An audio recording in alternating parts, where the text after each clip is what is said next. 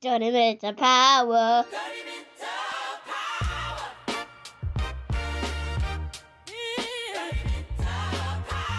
Welcome back, everyone, to another episode of 30 Minutes of Power, TOP, your one-stop shop for all things encouraging, entertaining, and motivating.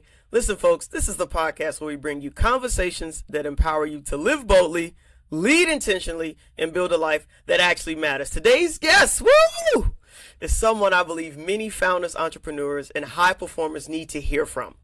George Rivera. This guy, let me tell you, he helps 7 and 8 and 9-figure founders buy back their time, reducing their work hours 10 to 20 hours a week while still scaling profits without becoming the bottleneck. He's the creator of Father First Owner OS and the author of Buy Book Time Formula. I had to say that slowly because there's a lot of alliteration. But what really drives George's mission is a promise. You see, his father once told him that something that changed everything, and that was, don't miss Leo's games. I missed too many of yours. That moment reshaped how George built businesses, led teams, and showed up at home. Listen, on this show, he'll share how key person dependency, delegate outcomes instead of tasks, and pass the 2-week vacation test. Because no one on their deathbed says, I'm glad I skipped my kid's game for a client meeting. George, welcome to the show. What's going on, brother? Excited to be here. Can't wait to dig in. Yes, so I shared a lot of your background, but I love kind of sharing the what and giving you an opportunity to share the why. I think the why is super important, and let's start with the story behind why you teach what you teach today. Yeah. How did that moment occur, and how did it shape what you do now? Absolutely. So yeah, when my dad told me that, he said, don't miss Leo's games. I missed too many of yours. So he was just a couple of weeks before passing away. So that was like a deathbed statement or confession, essentially. And when he said that, it hit me like a ton of bricks in two ways.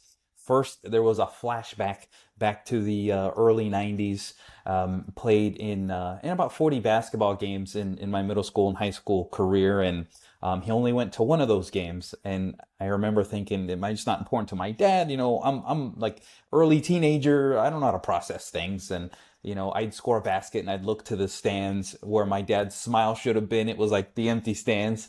But my teammates would score and their dads were in the stands cheering them on like crazy. And I remember thinking, man, I wish that guy was my dad, you know, watching him loving on his son. You know, that would have crushed my dad knowing that, but he was a good man, a good provider, was a medical doctor, and he was one of those very successful on paper, but at home it wasn't quite at the same level. In fact, it was he was one of these time poor people that I often talk about, and wasn't hostile at home, but it was just lack of presence and lack of dad at home. You know, the family sort of has to figure out their own way. And, you know, he, again, great provider, nice homes, nice cars, nice trips to Europe every summer. But when I needed him, he wasn't there. Anyway, fast forward to that moment when he made that statement. That was like beautiful closure to whatever that was as a child. I didn't know where to park that. Then the other side of it was like, holy cow, I'm you all over again. You know, I'm doing the nice homes, cars, trips to Europe thing in exchange for my presence. And my son Leo at the time was a little under a year old. He's already learned how to walk and talk and all the firsts of a child that I'm missing. I'm not there for that. You know, my wife's sending me pictures and videos with a little comment of, hey, you missed this one too, and again. And I'm just like, and she wasn't trying to be mean, but it just kind of stings. Like, I should be there for these moments. And that's why I started my own business, is to have freedom. And now I don't have the freedom, and it was just perplexing. And so when my dad made that statement, I was like, I was the kid who didn't like it. Now I'm doing it to my son. This ends here. Like, we're done with this. But it has to start tomorrow because I'm working 16 hours today. And, you know, tomorrow turns into another tomorrow, many tomorrows, weeks, months, years. It turned into 3 years of I'll do it someday. And this is now 2018. My dad's, you know, long gone 3 years prior. I'm scaling my business. My first, $20 million year in business, very profitable. You know, as long as I'm not buying helicopters or something, I should be fine. And, yeah, but hating life. And, you know, had you told me years prior that you're going to have a $20 million business in a year and, you know, you're going to be very profitable, I would have said, oh, I've made it. You know, I've reached the summit of entrepreneurship. But yeah, the opposite was true. I was hating life because everything depended on me. Everything ran through me. And the crazy thing is, like, had somebody said, well, you just delegate. I'd say, I am delegating. I got 40 people working for me. And I would task down to them and it would just boomerang back up to me. I would rob from the future by just saying, it's quicker if I do it myself. And yeah, it's quicker in the moment, but over time, I'm training my team, get it just far enough, and then George will finish it off. And, and it's crazy. And I'm paying them to do a job and I'm finishing it for them. And then that's like another level of insanity. And I was living insane for a number of years. And so it reached to the point where, I wanted to do one of two things with the business. One, I wanted to sell it, but you can't snap your fingers and sell a business tomorrow. It takes years to get your finances in order. Maybe not years, but many months. But then you hit the market, then evaluation, then LOI, and 80% of LOIs don't fall through. So that's like a multi-year process to sell a business. But you can burn it down overnight. I could light a match to it and say, I'm done and I'm out of this. That's an option. And I really did consider that. But I had a coach and a mentor who's a dear friend of mine now, that I called and I just vented and I told him, I just hate this business. And I don't say the word hate lightly. Like I say, it is a visceral meaning of anger and just aggression behind it. And he basically lovingly walked me off the ledge of wanting to blow up the business. And he just said, stop doing what you don't like doing and keep doing what you're good at. And I'm good with the marketing message, getting traffic to the website, conversions, optimization, recurring revenue, average order value, like the money making side of online marketing. That's my thing, not, tech and customer support and admin, HR, accounting, like all important stuff. But it shouldn't be the same brain doing all of that stuff. And again, I had people I was paying to do that stuff, but it just kept falling back on me. And so I started doing the work. I created this movement called Buyback Time Formula, but at that time, I didn't know that name. I didn't know what a framework was. I didn't know what a bottleneck was. I just resonated with the fact I shouldn't be doing this and it should be somebody else. And so I started doing the work. The pinnacle of the transformation happened in about 2 years.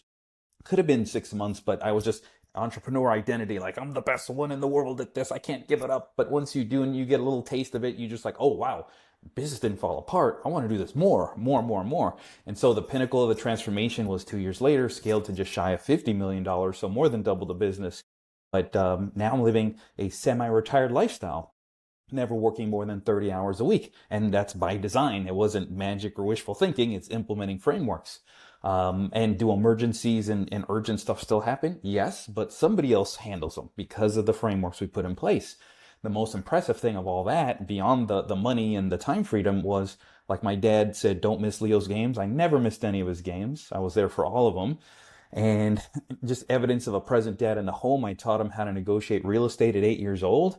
That's kind of an interesting story. So as a byproduct of the cash flow from our primary business, we can buy real estate and kind of invest in other things and Airbnbs. And we were up at this we have a lake house in Michigan. Then we bought another lake house because it was going to be the competition to my other lake house. I was like, I want them both. But before making the offer, we were looking at the house. The realtor showing us around. They give us a couple of minutes of private time just to discuss amongst the family, like, what do you think about the house? And the old me would have said, son, here's an iPad. There's a room over there. Play your heart's content. We'll let you know when the big people are done talking. But the new me is like, teachable moment, son, you're going to make the offer to the realtor. You're going to tell him we're going to close in 30 days. Here's the price we're going to pay. Leave the furniture, leave the dock. And in my head, I'm like, this will save us like $100,000. Now go. And he's just like, well, what am I doing? And it's like, don't worry, we'll debrief later. Just go. The time is of the essence. And then he's talking to the realtor, and the realtor's kind of like, with a little bit of a smirk, kind of impressed, like a little kid talking big people stuff. And then he looks at me, doesn't say a word, but with his eyes, he's asking like, is that the offer? And I'm like, little whippersnapper spoke for us. And we got the house. Of course, the terms got to make sense, but he conveyed the terms for us, and I can just see from a legacy perspective, like one day he's going to be like, hey, my grandpa took me to go make offers, so you kids are going to do the same. And like, I just love the thought of how that can just like trickle down and the impact that's going to make. Another bit of a fun fact for my son, now he's 11 now, and he's got a podcast. He's interviewed over 40 people. I've combined their gross revenues to like over $3 billion in terms of what they publicly share. And these are all, my friends, peers, my network. He's 11. He doesn't have a network, but he expressed interest in doing something, and I just opened the door and he's just running through it. And the old trajectory of his life would have been just being another kid on an iPhone all day long, not knowing how to look people in the eye or shake their hands. And so I'm thankful that I was able to structure my life so that I can emphasize on, my presence in my family while my business continued to grow. Some people think, it's either one or the other. I'm proof, and I've got clients and a number of readers of my book that like it is possible. It just takes intention.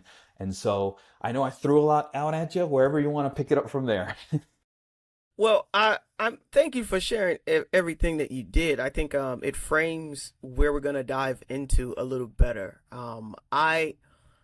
I hear this often, honestly, from female founders after they scale 1 million that they become the bottleneck in their entire company. So I think I would be interested to learn what what were the first couple of moves that you made. You said you went from 80-hour work weeks to now 30-hour work weeks by design. Literally, you cut your time in more than half, right? You mentioned buyback time formula, but what was the moment that you desired to create a business around this framework? Father first owner OS. What how does that work, and what was the first steps that you kind of canonized that you can create this reproducible system for other fathers to father founders to follow? Yeah, awesome. And you mentioned, moms too and women. So this applies to both. My story is just very like my dad and me and my son. So it's very, father, son, but obviously applies to anybody who has a family. But yeah, so the first thing that I did to reduce my working hours, actually at one point was working as many as 90 hours a week and reduced them down to 30. So yeah, I didn't even know there were 90 hours in a week, which is crazy, but I managed to find them all. And so, yeah, the first thing I did was, I call it a freedom audit. It's essentially a time audit, and you have to like review everything you do for a 2 week period. Act as if you have a camera on you, documenting everything. Like, I wake up at this time, I brush my teeth, I make food, I get to work. This is what I do at work. Like, it has to be that detailed. And at first it's kind of like, okay, takes a little bit of work, but you get into the rhythm, and after like the first day, it's like autopilot where you're documenting this stuff. The reason we have to be like every little nitty gritty thing is because if you think, oh, I'm just going to omit this, I'm going to omit that, then it's going to be a distorted picture. You're going to omit things that you should have had on there. So I'd rather have too much than not enough, as far as, the documentation. And so after the first couple of days, you're going to identify some low hanging fruit, like, okay, I see where this is going. But 2 weeks is like a great like sample size of like a true, like what it is that you do. When I did this for myself, I had a list of things that, okay, I should keep doing these things because this is what brings revenue to the business. But all this other stuff is like, doesn't bring revenue. It supports it. It makes it a better business, but it shouldn't be me doing this stuff. And so I run it by what I call the 10K per hour filter.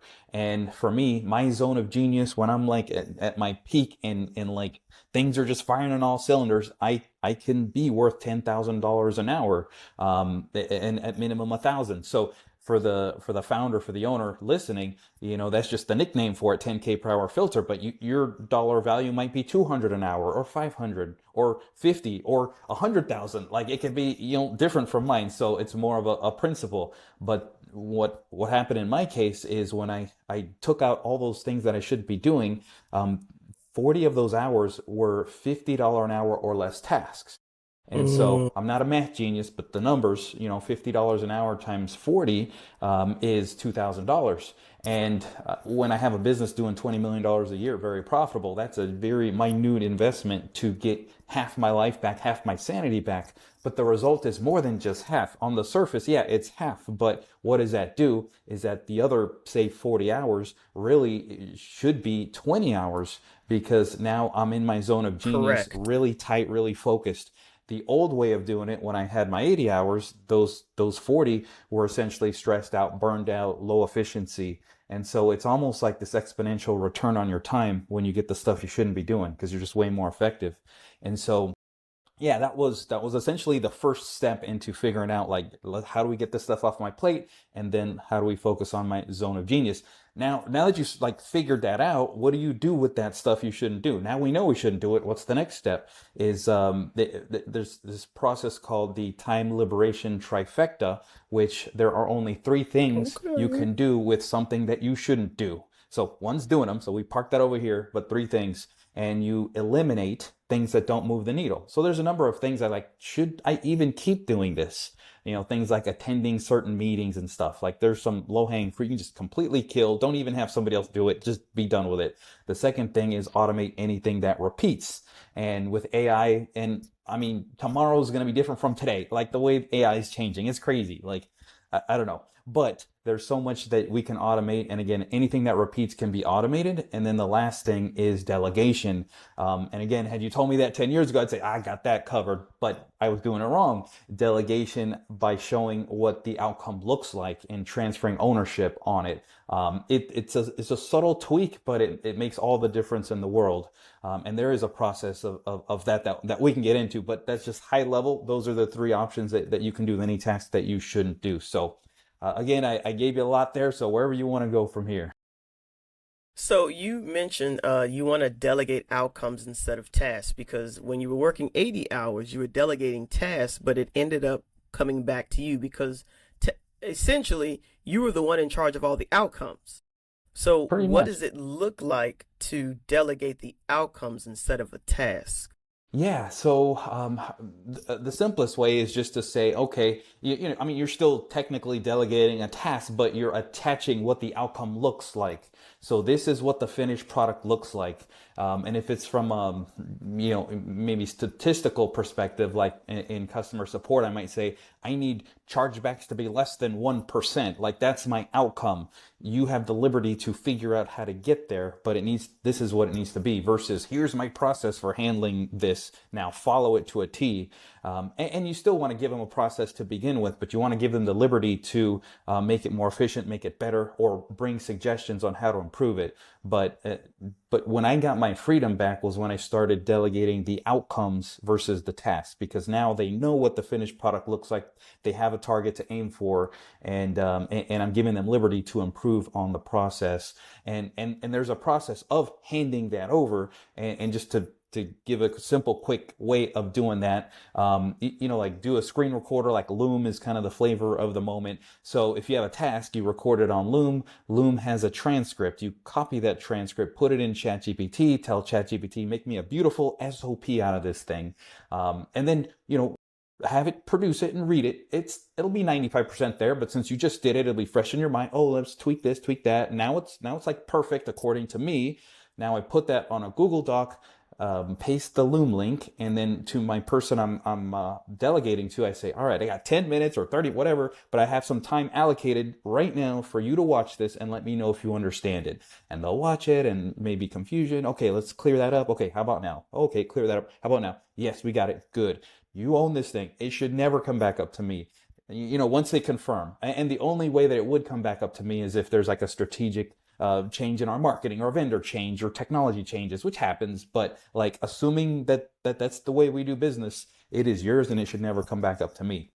Now, if there are ever issues with it, we have it's either a weekly cadence, monthly, bi-monthly. Every business is different, but that's the opportunity for people to come and bring, questions, concerns, discuss strategy. Because if you just give it free reign, like, hey, if you ever have questions, just hit me up anytime.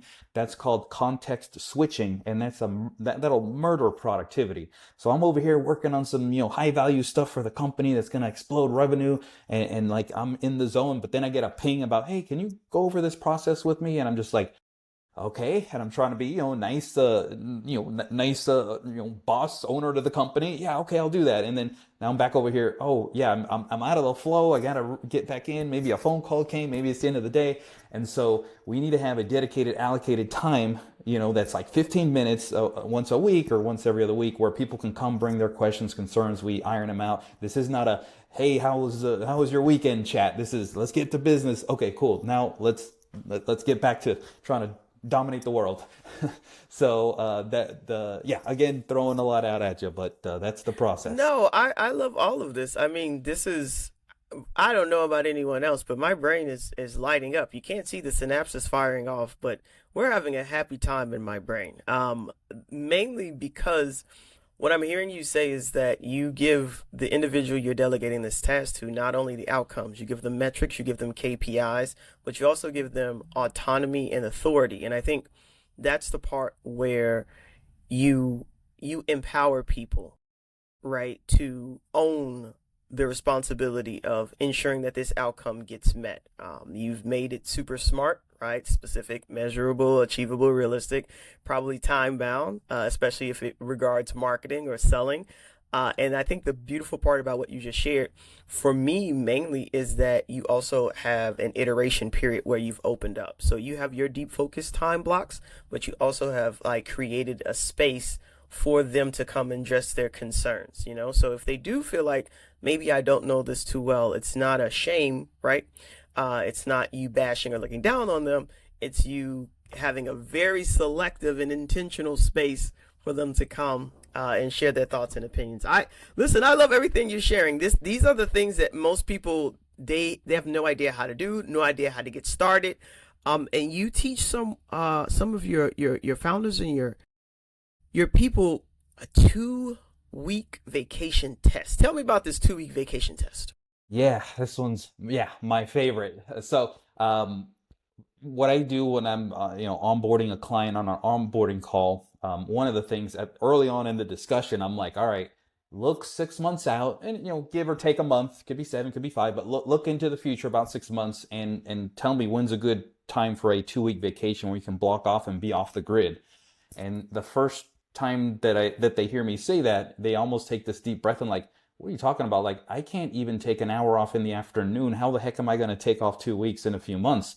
And I love that response because I'm like, you need this more than you know. If that's your reaction, then good, you're in the right place. So I kind of validate their feelings and encourage them at that point. And then I say, well, we're going to get you out of the business, and the business has to grow while you're away. That's our goal. I mean, that's why they come and hire me. So they should already know that, but I reiterate that to them. So the clock starts right now. Like, we have a few months, we have to get going right now. And so the goal is in the first couple of weeks, we identify some of the low-hanging fruit to sort of, get some initial traction going, get 10, 15 hours back a week quickly.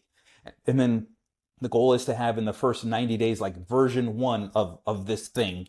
And, it might not be perfect, but we're going to do little absence rehearsal tests that warm us up to the 2-week vacation. So if their thought was, I can't take an afternoon off, okay, well, we're going to start with an afternoon off after the 90 days. So afternoon off, and you're going to see business didn't fall apart. There was no fires. Maybe accounting didn't get an email or fulfillment didn't get something, but it wasn't catastrophic to the business. It's just a few hours late. So now that that's come up, how do we make sure that that doesn't happen when we do our next absence rehearsal test, which will be for a couple of days? Because the longer you stay away, the more, little issues might expose themselves. And if you do it in small chunks, they won't be catastrophic. It'll just be, a little bit late. Not the end of the world. That gives us the opportunity. Because otherwise, we're thinking all day long, what could go wrong, what can go wrong? And then we think we got it covered. Then we're off for 2 weeks, and then something we didn't think about happens. And so starts with an afternoon off, then a couple of days in the week, and then maybe a long weekend, taking a day on either side of the week. And then we're like, okay, we've exposed everything we could possibly expose. Now we're ready for our 2-week vacation test. So we don't roll into it cold turkey. We warm into it. Okay. And that the client's going to have already some evidence of, yes, this works, because we've stepped into it and we've identified the issues that can come up, and we've kind of buttoned those leaky buckets, so to speak. And now we're ready for our 2-week vacation test. While they're out on their vacation, we would have installed a number 2 or operations person.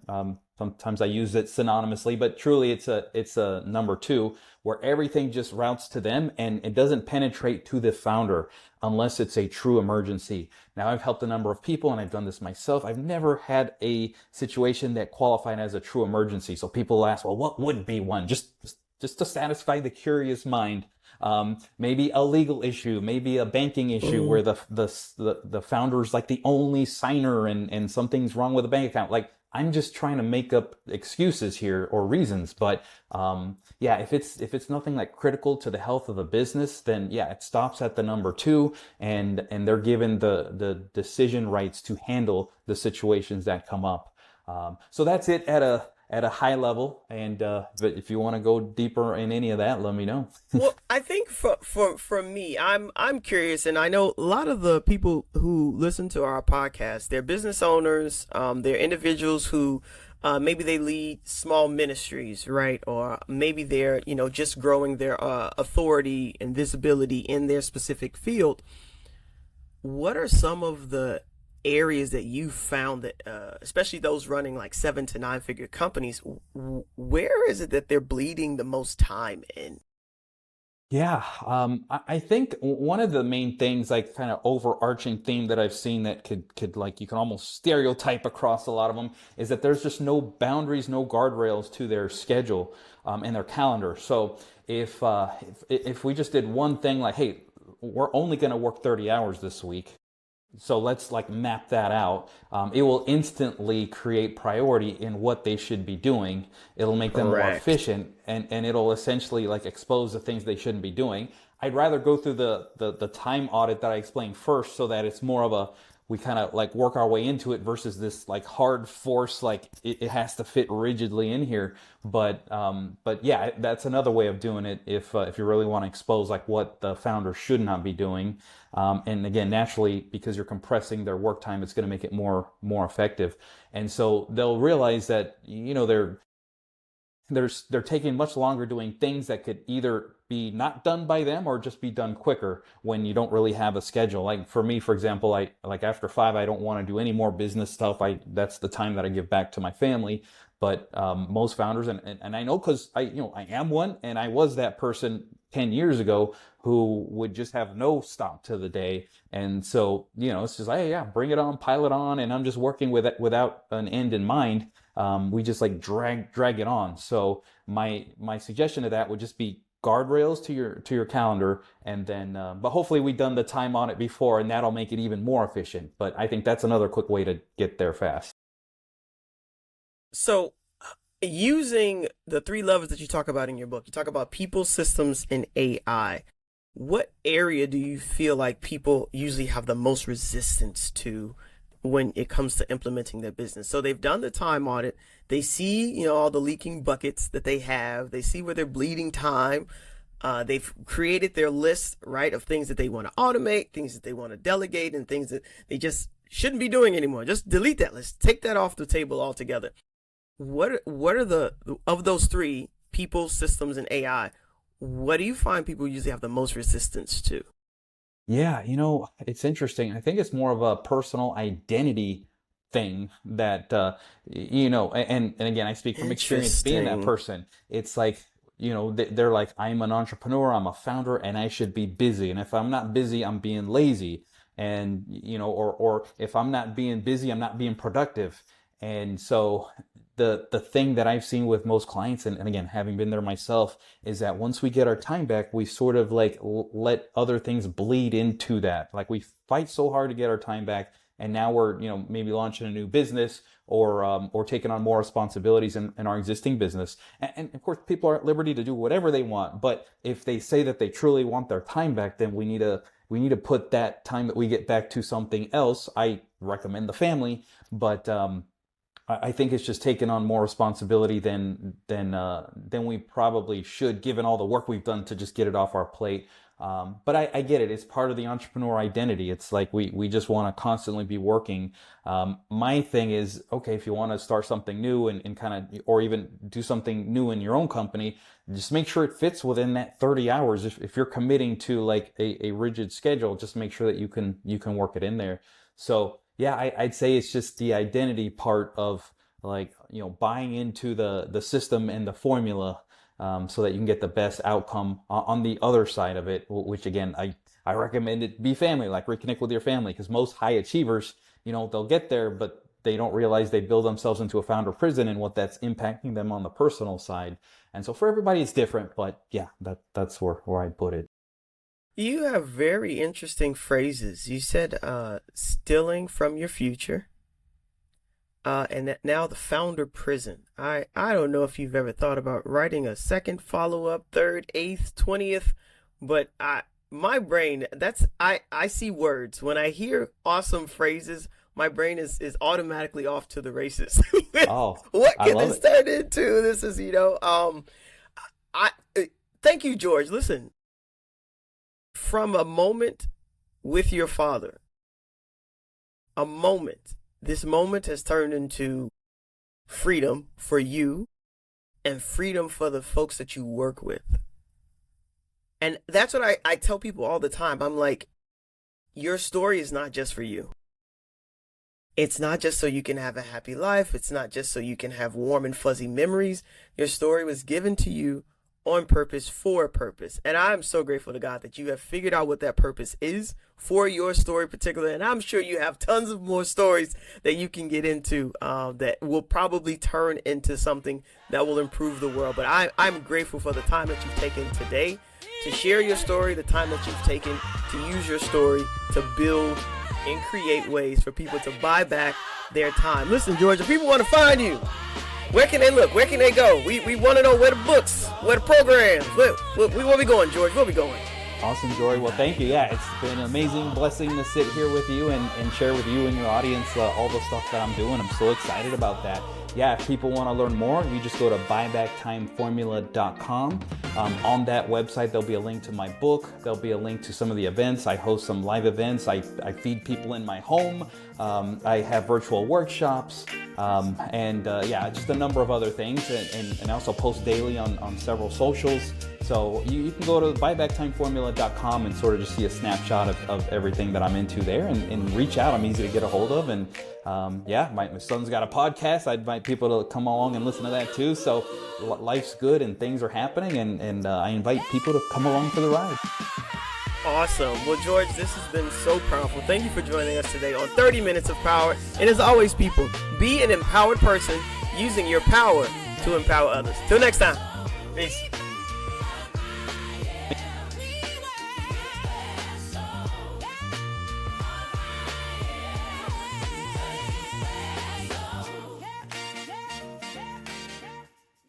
Minutes of power.